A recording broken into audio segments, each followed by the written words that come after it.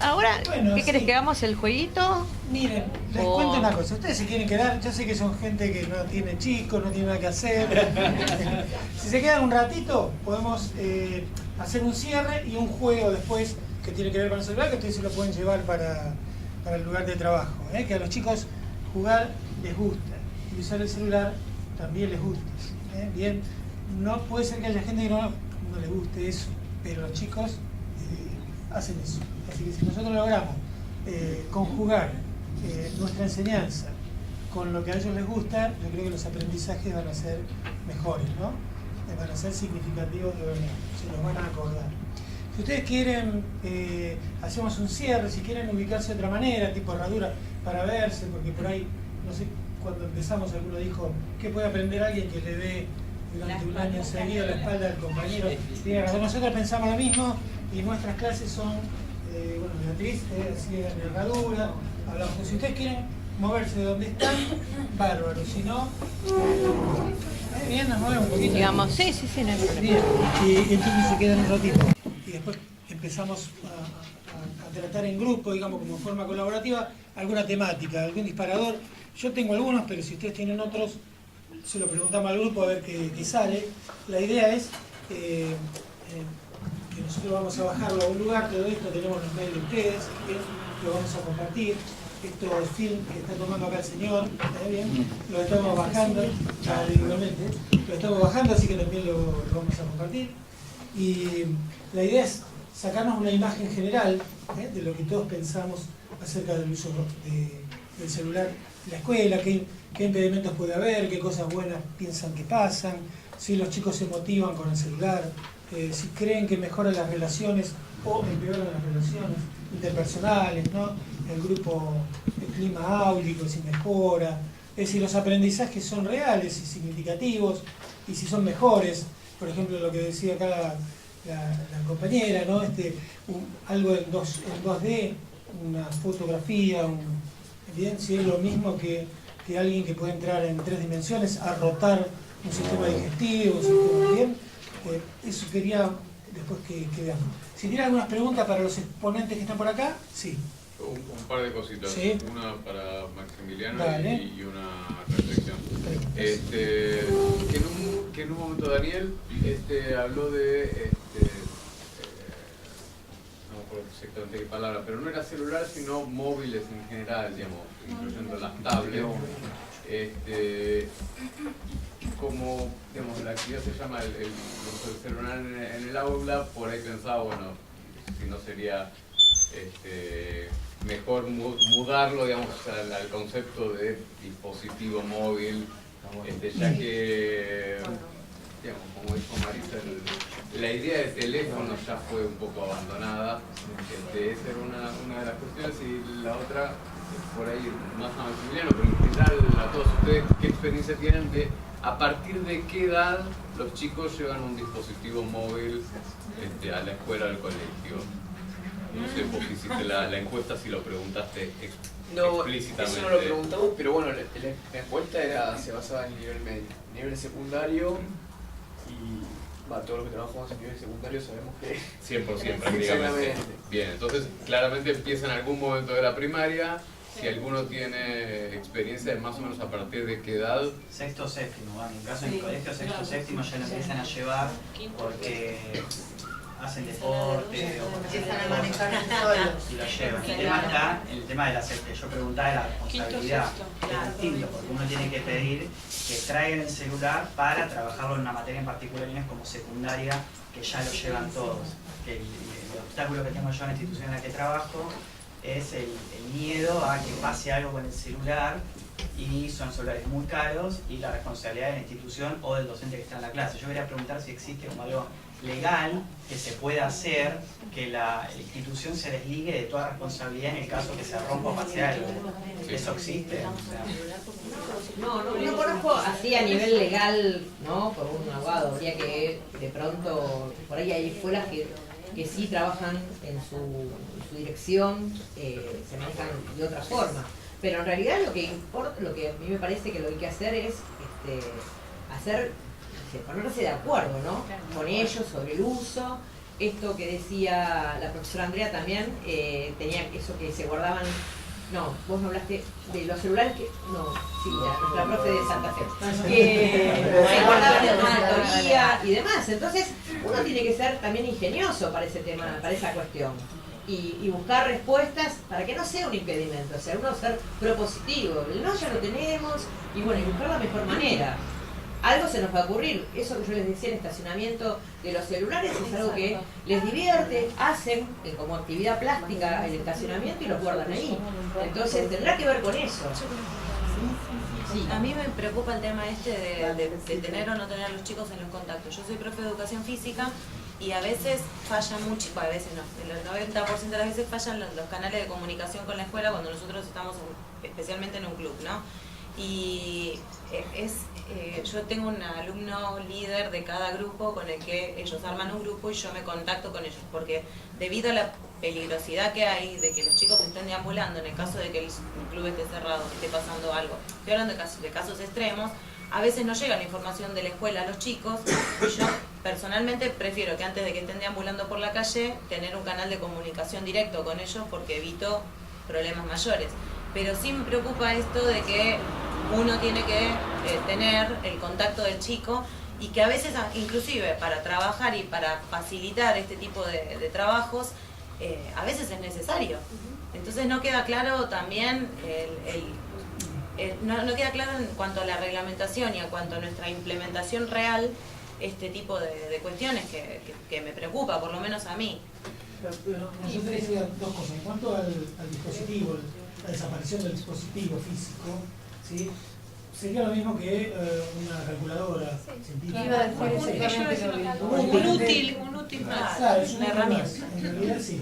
Y en cuanto a tener el número de los chicos en nuestro celular, el número de celular de los chicos, tiene que ver con una cuestión personal de cada docente, ¿sí? Por las responsabilidades propias, digamos. Yo, a mí, si ocurre alguna cosa, algún supuesto, bien, alguna situación en la que podemos quedar comprometidas y tenemos el número de celular, quedamos más comprometidos aún. Bien. Es un riesgo que por ahí hay que correrlo. Por ahí se arregla, como dice Marisa, nos juntamos con los papás, algunos firmarán, otros no. Vos lo hiciste. Yo tengo un contrato con los bien, padres. no quiere decir que legalmente después un abogado no puede hacer un juicio, pero a los efectos de nuestro buen nombre y honor, digamos, ya tenemos un respaldo que el papá estuvo de acuerdo en un momento. Bien, me parece que hasta ahí no hay marcos legales porque es nuevo. Esto es como el avión. Antes de que existiera el avión no había violación del espacio aéreo, ¿sí? Entonces, bueno, esto es nuevo y seguramente en algún momento haya un marco legal. Hoy parece que no lo hay todavía, ¿eh? Así que bueno. Es decir, lo más fácil es prohibir. Claro, Prohibieron el mapa, claro. es eso. Entonces nosotros, si queremos trabajar, tenemos que buscar, no allanar todas esas dificultades y ser ingeniosos en eso, o sea, contratos o todas las formas que podamos ver que sirvan para eso. Sí, yo quería hacer quizás algunos comentarios que me olvidé y bueno, en la presentación viste, uno se acuerda después, que tiene que ver con la importancia del acompañamiento institucional a la hora de llevar adelante proyectos con el uso de celular, de tecnologías, que seguramente encontremos casos aislados exitosos de docentes, pero como nos contaron algunos colegas, es más factible que haya colaborativos y que sean distintos, que sean que tengan otra significación. Y al mismo tiempo remarcar la necesidad de hacer una indagación previa, si vamos a trabajar con celulares de nuestros alumnos, de qué tipo de celulares tienen, porque no todos tienen las mismas características, si nosotros queremos usar alguna aplicación u otra, por el peso que tiene, digo, en términos de tamaño no es lo mismo, por la memoria RAM, etc. Eso también es necesario remarcar. Eso. Y que a veces no tiene que ver, ustedes dicen, yo me compré el último celular, pero el último celular le van quitando, le van agregando sensores y cuestiones que no porque te compres el último, eso te garantiza que tengas todo lo que precisas. Así que yo les cuento, compré uno en el verano, que era más, se supone que era un Samsung J6, que estaba recién entrando al país y demás, Y cuando yo hago con el sensor Kinetics, eso que yo les dije, el chequeo, pero lo hice posterior, ya lo había comprado. Me encontré con que había un montón de cosas que no podía usar y sin embargo yo me confié en que era último, tecnología, así que eso varía mucho, varía muchísimo. Pero que necesitas un piso ahí con 1 GB de RAM de procesamiento, te quedás muy corto. Te estás quedando muy corto. Igual, lo que digo, tiene que haber un equilibrio, pero es un dato que ustedes tienen que averiguar al momento de comprarlo. Sí, está la capacidad de la memoria que es equivalente al disco rígido, digamos, la memoria que no se borra la que es permanente, que no se borra cuando uno reinicia el celular, la memoria RAM, que es la que sí se borra cuando uno reinicia el celular, y la velocidad del procesador, digamos, son tres datos que hay que tener en cuenta, a veces es mucho. Y de pasar a la memoria, a la tarjeta de memoria, y no me lo permite. Hay muchas cuestiones, por eso... las aplicaciones nativas. Claro, es necesario que esto de verlo, practicarlo, no es tan... O sea, no es muy complejo, pero tampoco es tan sencillo como para... ¿Y eso dónde lo derivo? ¿En la descripción de las aplicaciones? ¿Dónde lo derivo? ¿Qué cosa dónde se guardan y demás? No, ¿dónde derivo esto? Está diciendo que no se puede borrar. Me lo dicen. Cuando vos la ves eliminando, no te lo permite. Te dice que cuando ya lo tenés. Pero cuando ya lo tenés. Cuando ya lo tenés. Sí, en realidad uno tendría que hacerle muchas preguntas, testear en el lugar donde va a comprar, bueno, mostrámelo y hacerle, ¿no? Como la media, darlo vuelta y testear y, bueno, no estar seguro que es lo que quiere comprar, ¿no? Sí. Claro, eso sucede cuando ya tenés el problema. Sí, claro. Y no todos los dispositivos tienen memoria externa. Sí. A algunos se les puede agregar memoria, a otros no. Es verdad. Sí, también lo que se puede hacer con las aplicaciones que vienen de fábrica, quizás los celulares vienen con 20, 30 aplicaciones de fábrica, algunas se pueden eliminar, otras no. Las que no se pueden eliminar, si no las utilizamos nunca, quizás las podemos desactivar, así no se actualizan, no se utilizan y dejan de incorporar datos a la memoria que nosotros sí tenemos. Bueno, pregunta general. Otra cosita importante de los teléfonos es el tema del micrófono, porque a veces uno se compra un teléfono muy nuevo, como también me pasó a mí, y cuando quiero grabar una clase, realmente no puedo, y hay quienes tienen un teléfono chiquitito así y tienen una calidad del micrófono mucho mejor. Porque el hardware Ese es un diferente. dato muy importante. El hardware es diferente. Bueno, no lo vende allá, pero más o menos, si yo paso ese sensor Kinetic, me dice qué cosas tengo y qué cosas no. No tenemos giroscopio. Claro, no tengo giroscopio, no puedo... O sea, el Pokémon yo, por ejemplo, no podría jugar, necesita giroscopios. Entonces, hay cuestiones que son esenciales, por ejemplo, para que cuando vos sacas el teléfono no siga gastando energía y se apague, es un sensor especial. O sea, no es que... es importante ilustrarse un poco en todo eso y bueno, primero cuando uno lo va a comprar y después... Por eso hablo de un trabajo con ellos, porque ya que es su segunda, ¿no? Su segunda alma, que bueno, que lo investiguen como actividad. Bueno, vamos a ver qué tiene, para qué sirve. Y mismo en ciencias hay un montón de cuestiones que te pueden servir en ciencias naturales. ¿Sí? El podómetro, por ejemplo, que mide los pasos, y yo me bajo una aplicación que de pronto hago ejercicio físico y me va midiendo estos. Entonces hay muchas aplicaciones muchos sensores que nos sirven como para trabajar con el tema de la salud, que también es importante. Yo quería preguntar un poquito lo que decimos antes. Si creemos que el uso del celular en el aula puede mejorar la motivación y si los aprendizajes son realmente significativos. ¿Qué opino? Yo creo que sí, el celular mejora bastante la motivación y creo que también una palabra que no se utilizó mucho acá, que el celular nos brinda, por ejemplo, yo soy del área de matemática, ¿no? Que no sé si no hablaron, creo que había nadie en matemática. En matemática utiliza mucho lo que es el celular, ¿está bien? Y de lo que no se habla un poco acá, que el celular nos permite hacer otro tipo de validación de los conocimientos, que es muy importante para la matemática, en el sentido de que ellos mismos validan sus propias conclusiones. Yo, por ejemplo, trabajo mucho con lo que son programas como GeoGebra, no sé si lo conocen, calculadora científica. Yo trabajo en escuelas del Estado, por ahí no compran la calculadora, pero el celular lo tienen. Entonces les hago bajar aplicaciones de calculadora científica, por ejemplo, ¿no? También de todo, puedes hacer de todo con el celular. Y ellos mismos me preguntan, profe, ¿pero está bien? Fíjate en el celular, fíjate en el GeoGebra. Y ellos mismos se valida lo que están haciendo, si está bien o mal.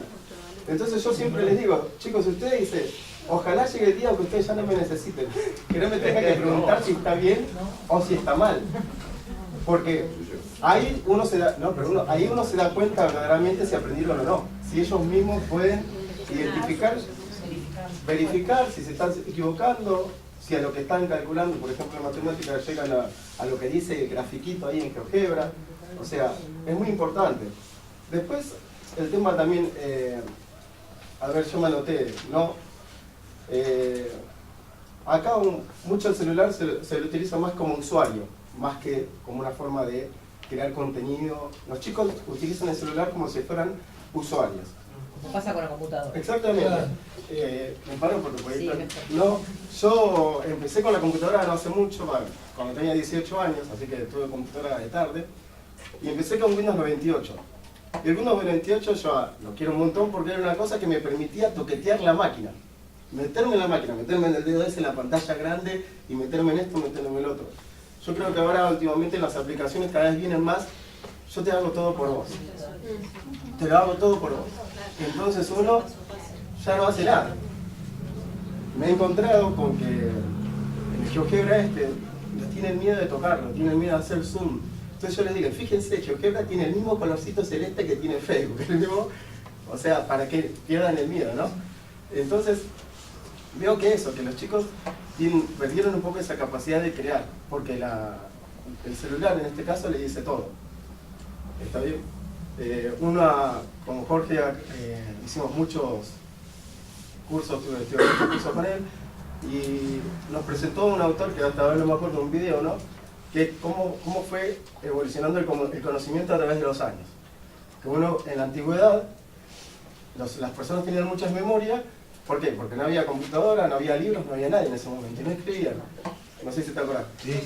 Entonces esas personas, en ese momento, la gente tenía mucha memoria porque tenía que transmitir su conocimiento a través del tiempo. Entonces ellos usaban la memoria. Entonces esta persona también explicaba que después llegó la imprenta. Entonces ahí la gente empezó a perder la memoria. ¿Por qué? Porque todo tenía escrito. ¿Está bien? Pero ahí el conocimiento era como que estaban cerrados a los que tenían el libro. Y entonces el conocimiento, los que creaban cosas, eran solo un grupo secreto de personas que estaban ahí. Y ahora, en la actualidad, es como que, decía el autor, y que yo les digo a los chicos lo mismo, les cuento esta historia, ¿no? Que como que en este momento, ellos tienen la parte más difícil, que es la parte de ser creadores. Porque ahora tienen la información, tienen el acceso a la información, está en el celular. O sea, le dije, chicos, ahora usted lo único que le queda es crear. O sea, tienen la parte más difícil para ellos. Y nosotros digamos en ese camino de la evaluación. Por eso nosotros no debemos evaluar lo memorístico. Porque ya eso... No, pero por ejemplo, vos que hablas de matemática, ¿por qué copiar un ejercicio? O sea, copiar y ir copiando el ejercicio te resta atención. Puedo sacarle una foto, cuando termina el ejercicio, puedo grabar la explicación del profesor. ¿Y por qué evaluarlos? ¿Por qué no puedo evaluarlos que me haga un video explicándome un ejercicio? Que sea un youtuber matemático. O sea, eso tiene que ver también como nosotros pensamos el uso del celular y en realidad el tema de la construcción de conocimiento, ¿no? Un ejemplo, yo soy docente de educación especial y trabajo en una escuela que atiende motores, visuales y domiciliarios. Y esto que usted está diciendo por ahí para alguno que se le presente la situación, digo, si uno graba la clase que está dando, el chico puede tener acceso al material en su domicilio cuando por una situación de accidente o enfermedad además, el chico puede seguir participando del contenido que el docente está dando, ¿no? Esto es esto de la ubicuidad, ¿no? Del conocimiento de que uno le puede transmitir mediante un canal digital, digo, lo mismo que está dando en clase para los alumnos presentes al chico que está en el domicilio. Yo creo que la tecnología abre una puerta muy grande a la integración escolar y por ahí habría que trabajar algunas aplicaciones, ¿no? más en conjunto. Por ejemplo, esto de las aulas virtuales también favorece este trabajo, incluyendo al docente integrador. No sé si alguno tuvo la oportunidad de trabajar con una integración, pero ahora es bastante común. Y bueno, entonces ir repensando, ¿no?, estas estrategias, estas aplicaciones en función de posibilitarle el acceso a la educación a todos los chicos. Esto se presenta mucho hoy en día y a veces hay muchas resistencias. El maestro integrador por ahí tiene 8 o 9 chicos en secundaria, no puede ver a todos los profesores, entonces habilitar otros medios, ¿no?, para trabajar en forma conjunta. Y la documentación, que nosotros eso, no me acuerdo quién habló de la documentación, ahora se me fue de la mente, pero el ir documentando un proceso de aprendizaje que ellos vayan tomando, registrando en audio, en video, tomando nota.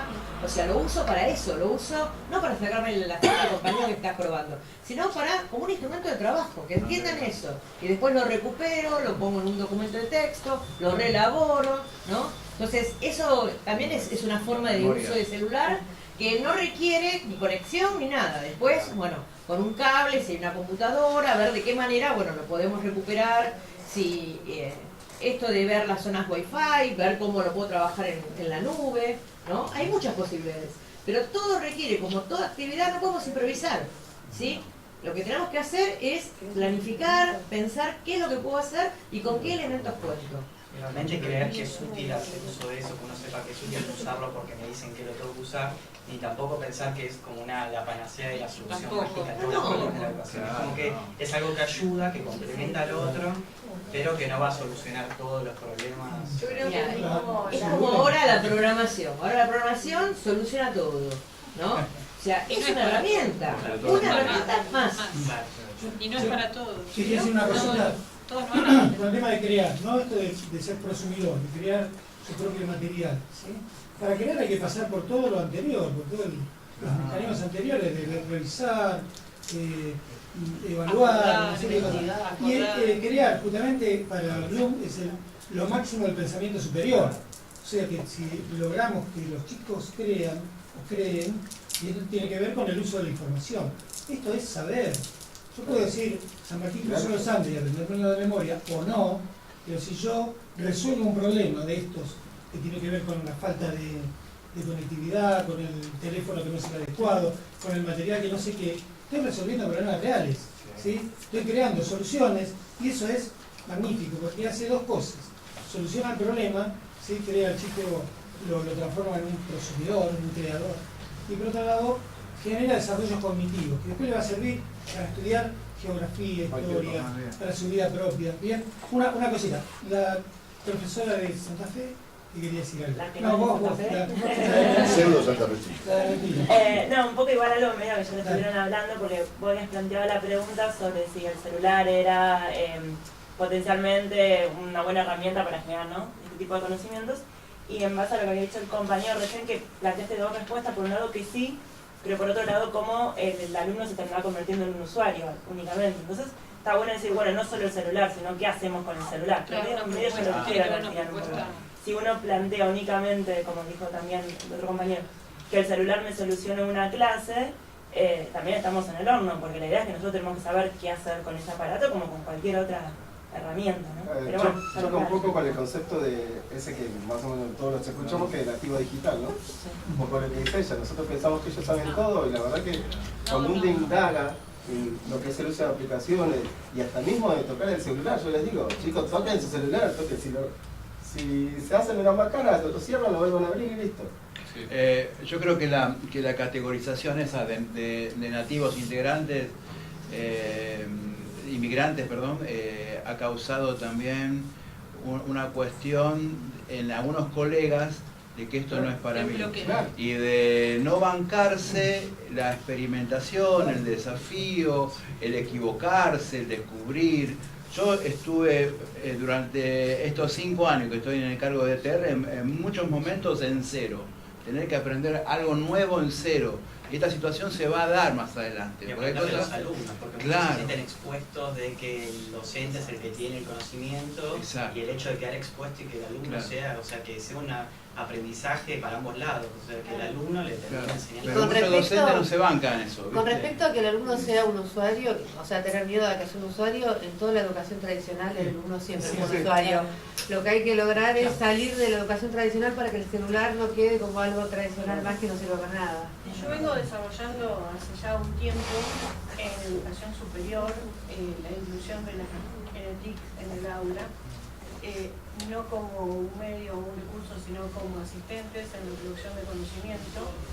Y realmente es bastante complejo desarrollar una estructura de que puedan pensar estos futuros profesionales en cómo incluir, por ejemplo, sea el celular, la compu, la cámara de fotos, lo que sea, cualquier recurso, que es un recurso más pedagógico didáctico y que es parte de esa planificación.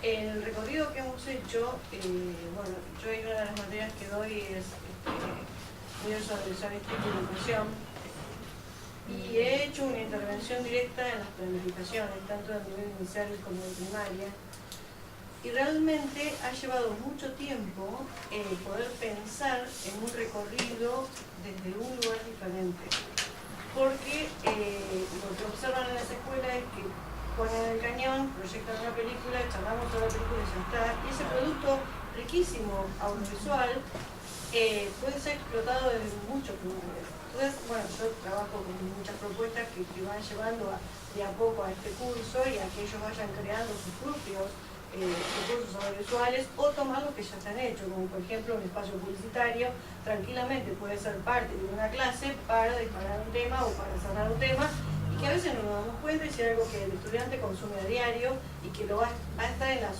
construcción de su subjetividad, y que esa es una información que el estudiante tiene, que esto también tengo que tenerlo presente en esta sociedad digitalizada. Y por ejemplo, con respecto a esto de la creatividad, yo he trabajado mucho sobre este punto, por ejemplo, en el espacio de la práctica, entregar relatos desde un lugar diferente. Es decir, sí, vamos a las escuelas, observamos, creamos, redactamos, pero después yo les propongo que hagan otras alternativas y que se haga la construcción de un relato de otro modo, de otra forma, crear una foto, un spot publicitario, crear esto de nota, o sea, distinto, algo diferente, no quedarnos solamente en lo que voy y veo, porque trato o intento de que esta réplica de las biografías escolares en estos profesionales se siga produciendo en la escuela. Porque esta es una de las cuestiones que tenemos en prioridad en la escuela, ¿no? Además de lo que hablamos recién con la compañía de la contención de texto. Pero, y es un proceso, porque son competencias, y estas competencias hay que vivirlas. Y el docente del aula, es verdad, tiene que emplear mucho más tiempo en planificar las clases y pensar qué va a usar, por qué lo va a usar, dónde va a ser foco, porque esto es fundamental, a ver dónde va a tocar, dónde va a interpelar a ese estudiante y qué contenido y a dónde quiere llegar. Y esto es lo que yo trato de recorrer con los estudiantes, por ejemplo, en formación, ¿no? Para que después, por ejemplo, cuando vayan a las aulas, están en ciencias naturales, no sé, la otra vez veíamos, hay aplicaciones sumamente fáciles, como por ejemplo Zulupa, que la compañera trabajaba y que tenía que ver con naturales, y vos salís a hacer una salida educativa, y con eso en el celular, que ocupa muy poco espacio, cualquier celular lo puede tener, vos podés sacar una foto, tomar detalles, hacer informes, registrar otro tipo de información. También esto de la inclusión de las nuevas tecnologías, digo, facilita también la incorporación de los distintos lenguajes, ¿no? El auditivo, el visual y demás. Y esto favorece también, me parece, el nuevo aprendizaje y las inteligencias individuales de cada alumno. Que uno a un contenido le incorpora los distintos lenguajes, bueno, a cada uno le llegará el mensaje de un modo distinto, pero estamos abriendo diferentes canales, digo. Se borra un poco el lugar tradicional, ¿no? Esto de la escritura, leer, etc.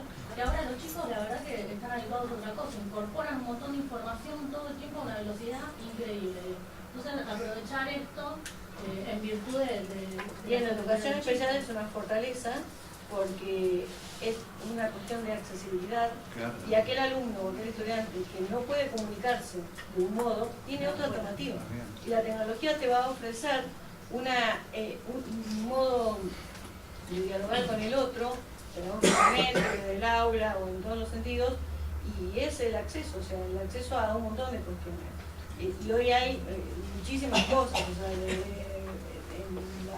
las compus tenemos un montón de cuestiones de accesibilidad que son muy fáciles de usar y que la verdad que tienen un alcance espectacular y que permiten un diálogo entre una persona que es sorda y una persona que no lo es. O sea, y esto nos pasa en un alumno integrado en una escuela secundaria. El celular, por ahí, trayéndolo bien al foco, digo, lo que incorpora es esto, ¿no? Del fácil traslado, digo, en cualquier bolsillo, o los chicos en Y todos lo tienen, es una herramienta, un recurso que tienen todos, sea mejor tecnológicamente o no, pero todos tienen una herramienta como esta y puede ser utilizada con un fin totalmente pedagógico. En el caso de los chicos nuestros integrados, realmente es un problema.